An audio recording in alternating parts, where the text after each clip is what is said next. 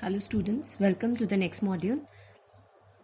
Today we'll be discussing about the second order derivative or a double derivative. So what is a second order derivative? Derivative of a derivative is called a second order derivative. Let's say fx is a function, then f dash x is its first order and f double dash x is its second order derivative. So first of all, from any function we'll be finding out its derivative, and then if we find out derivative of that derivative, it is known as the second order derivative. So in exercise 5.7 we'll be just dealing with a second order derivative. So we have this function, that's x square plus 3x plus 2, whose derivative, double derivative or second order derivative we have to find out. So first of all, we'll be finding out the derivative of x square, which is 2x. That of 3x is 3 and that of 2 is 0. Again we'll be finding out the derivative of 2x plus 3. So derivative of 2x is 2 and derivative of 3 is 0. So our double derivative for this particular function is 2. Alright. Moving on to question number 2. We have a function x to the power 20. Let's take it as fx. If we have to find out its first order derivative, remember it will be 19 x to the power 20 x to the power 20 minus 1, that is 19, n x to the power n minus 1, right? And then we'll be finding out its second order derivative, that is 20 is a constant. Derivative of x to the power 19 would be 19 x to the power 19 minus 1, which is 18, and this is 380 x to the power 18 as the second order derivative of this particular function. Likewise, we can solve it out for question number 3.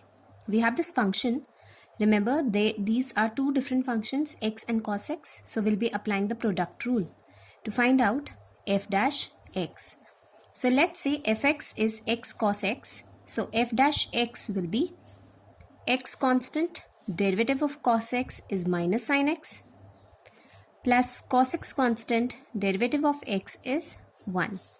So this is cos x minus x sin x. That's our first order derivative. Now we'll be finding out the second order derivative. Second order derivative means derivative of this, which is minus of sin x minus derivative of this function, that is x constant, product rule will be applying. Derivative of sin x is cos x plus sin x, derivative of x is 1. So what do we get? We get minus of sin x minus of x cos x minus of sin x here, right? So in consolidated form, I can write this as minus 2 sin x minus x cos x. That's our second order derivative. I hope it's clear to you. Moving on to question number 4. Question number 4, derivative of log x, right? We have a function log x. Its first order derivative is 1 upon x. And then derivative of 1 upon x we've already done in the initial exercises. 1 upon x can be written as x to the power minus 1. So we can apply the derivative n x to the power n minus 1. So we get the derivative as minus 1 upon x square for this expression. Moving on to question number 5. In question number 5, we have a function x cube log of x. So we have x cube log of x here. So let's take this particular function as fx, right? Again, these are two separate functions. We can apply the product rule. So x cube here constant, derivative of, that is we are finding out the first order derivative, x cube constant, derivative of log x is 1 upon x. Then log x constant, derivative of x cube is 3x square. This x and this x gets cancelled 2 times. So this is x square plus 3x square log of x, right? This is f dash x. Now what about f double dash x? That is second derivative. We'll be finding out derivative of x square, which is 2x plus 3 constant derivative of x square log x. Take x square constant, derivative of log x is 1 upon x. Then log x constant, derivative of x square is 2x, right? So this way we have this as 2x plus this x and this x gets cancelled one time. Open the brackets. This is 3x plus 3 into 2, that's 6x log of x, or we can write this as 5x plus 6x log of x. I hope that's pretty much clear, right? Likewise, we can attempt question number 6 in the similar manner, right? So if I take this particular function as fx, e raised to power x sine of 5x, finding out its first order derivative, f dash x, what do we get? Product rule, e to the power x constant, derivative of sine 5x, right? Sine derivative is cos, and since we have 5x here, so derivative of 5x is 5, plus sine 5x constant, derivative of e raised to power x is e raised to power x, right? Next we have to find out the second order derivative. So the second order derivative is f double dash x that we need to find out. So again, from the very first function, we can take 5 constant and find out the derivative of this particular function. So let it be e raised to power x constant, derivative of this is minus 5 sine of 5x, applying the chain rule, plus cos of 5x, derivative of e raised to power x is e raised to power x, plus derivative of this particular function, right? This is again what? This is similar to this, right? So we have this as e raised to power x constant, derivative of this is 5 cos of 5x, plus sine 5x constant, derivative of this is e raised to power x sine of 5x, right? So this is what it is like.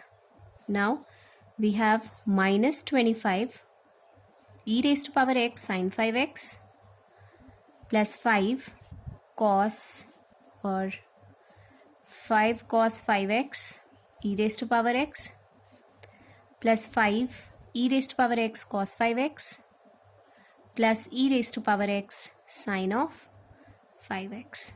So if I combine these are exactly the same. So I get 10 e raised to power x cos of 5x minus 25 plus 1. So that's minus 24 e raised to power x sine of 5x as my second order derivative.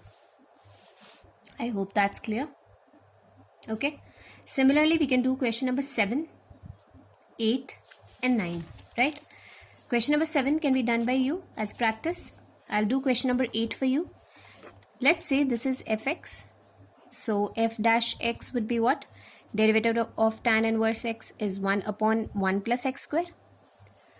Derivative, second order derivative of this is, we can apply the quotient rule here.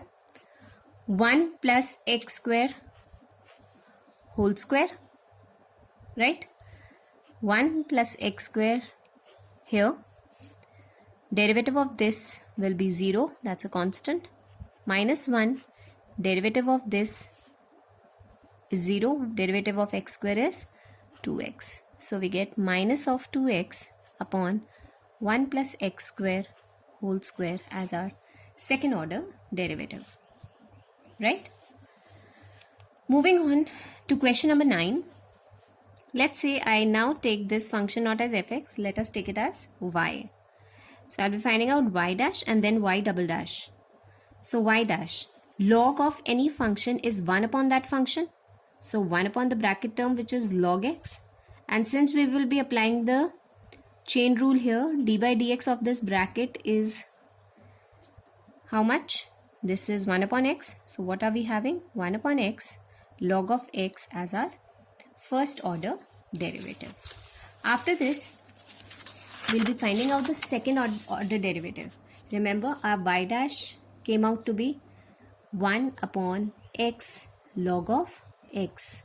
So we'll be finding out y double dash. So it will be x log x whole square this way. Then x log x, right? Derivative of 1 is 0 minus 1. We'll be finding out derivative of x log of x now. So this is x log of x whole square. Let's take minus sign over here. We'll be applying the product rule. X constant, derivative of log x is 1 upon x, plus log x constant, derivative of x is 1. So what do we have? X and x gets cancelled. We have 1 plus log x upon x log x whole square. That's our second order derivative for question number 9. Right? Moving on to question number 10 now. This is again a composite form, and composite form always supports the chain rule. If I take this function as y, remember y dash would be derivative of sine s cos log x and then derivative of log x. So what do we get? We get cos of log x upon x, right? So our y double dash now becomes x square, applying the quotient rule here. X here, derivative of this d by dx cos of log x minus log of minus cos of log x derivative of x, right? So this is x square over here, x cos of log x minus sine log of x, and then d by dx of this is x, right? Minus cos of log x, and here we have 1. This x and this x gets cancelled. So what are we left with? Minus sine log x minus cos log x upon x square. So that's our second order derivative for question number 10, right? Let's move on to question number 11.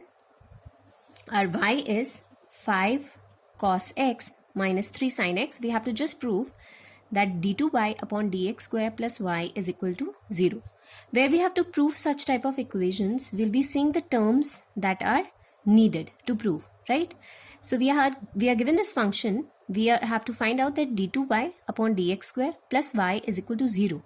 So d2y upon dx square means we have to find out the second order derivative for this function, right? So we'll be finding out first of all y dash, that's our first order derivative, because without that I cannot find out my second order derivative. So 5 cos x is derivative is 5 is a constant, derivative of cos x is minus sin x. So I can write this as minus 5 sin x minus 3, derivative of sin x is cos x. Y double dash becomes minus 5, derivative of sin x is cos x, and this is minus sin x. So this becomes plus 3 sin of x. Putting it here in this equation, right? So d2y upon dx square. What is d2y? d2y is 5 cos x plus 3 sin x plus y, which is 5 cos x minus 3 sin x. And what is this equal to?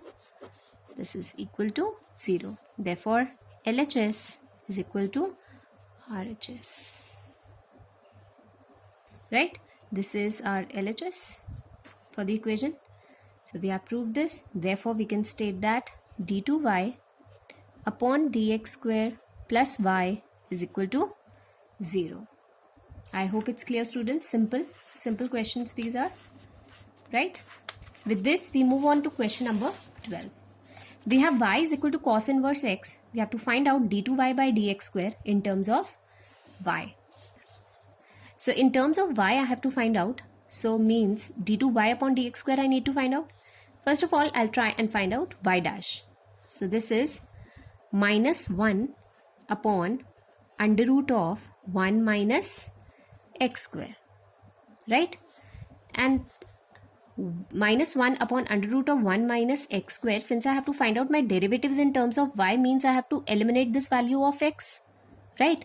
From here, if y is equal to cos inverse x, I can write x is equal to cos y, right? If we have y is equal to cos inverse x, taking cos inverse on this side, we get x is equal to cos of y. So y dash is minus 1 upon under root of 1 minus cos square y. And 1 minus cos square y is sin square y. Within under root sign gives us sin y. So I am directly writing this as minus 1 upon sin y, which is minus of cosecant y, right? Now my y double dash, what is y double dash? d2y by dx square. I am finding out the derivative with respect to x. So minus, so this is, I need to find out my derivative with respect to x. So that's, I'm finding out minus cosecant y. And what is the derivative of cosecant? It's minus cosecant y cot y. So we are already having a minus sign. So minus of this and minus of the derivative gives us positive. So it's plus cosecant y cot y. And another thing, we are finding out the derivative with respect to x, but here we have y. So we have this, we will write it as dy by dx. Applying the chain rule, we'll find out the derivative of y also. Had it been x here, there was no need to find out the derivative, because then the derivative with respect to x would have been 1 in that case. But since we have a y over here, we'll be finding out dy by dx. And what is dy by dx? It's minus cosecant y. So cosecant y, cot y, and this is again minus cosecant y. This gives us minus cosecant square y cot y as our second order derivative, and we have found out our second order derivative in terms of y as was asked in the question. I hope it's clear, students. Moving on to question number 13. In question number 13, we are given this expression y is equal to 3 cos of log x plus 4 sin of log x. We need to prove that x square y2 plus x y1 plus y is equal to 0. Here, what is y2? y2 is the second order derivative. What is y1? y1 is the first order derivative. So let me find out, with the help of this function, let me find out y1. Remember, 3 is a constant. Cos of log x, derivative of cos is minus sign. So I'm already putting a minus sign over here. Minus sign log of x. And then derivative of log x is 1 upon x. So this is what I get, applying the chain rule, because it's a composite function. Likewise, this is 4. Derivative of sin is cos log x, and derivative of log x is 1 upon x, right? Now what I can do is, I can, since I'm having x here, just for simplicity, I can combine, I can take the LCM on the right hand side. So my LCM would be x, and then directly I have cross multiplied it with y1. So I get xy1 is equal to minus 3 sine of log x plus 4 cos of log x, right? Now again, because I need to prove this particular expression, and I need to have a second order derivative as well. So again, I'll be differentiating both the sides. So I get here, on the left hand side, I apply the product rule. X constant, derivative of y1 is y2, plus y1 constant, derivative of x is 1, right? Is equal to minus 3 sine log of x, that's cos, derivative of sin is cos log of x upon x again, plus 4, again this is minus sine of log x upon x here, right? Now again, what I'll do is, this is xy2 plus y1, taking minus common from here. This is 3 cos of log x plus 4 sine of log x upon x. It can be written this way. Now I'll be cross multiplying x over here. So what I'll get, x into x will give me x square y2 plus x y1 minus 3 cos of log x plus 4 sine of log x. And as you can see, this bracket term is exactly equal to what? Y. So I can write x square y2 plus x y1 is equal to minus of y. So what do I get? X square y2 plus x y1 plus y is equal to 0. And this is what I had to prove through this equation, right? If not, what you can do is, you can find out y2, you can find out y1, put it in this equation and prove it equal to 0. Then also the answer will come out to be the same. And if it comes out to be the same, you can thus prove that LHS is equal to RHS, right? With this, we finish off question number 13. In the next module, we'll be picking up the remaining questions. Thank you.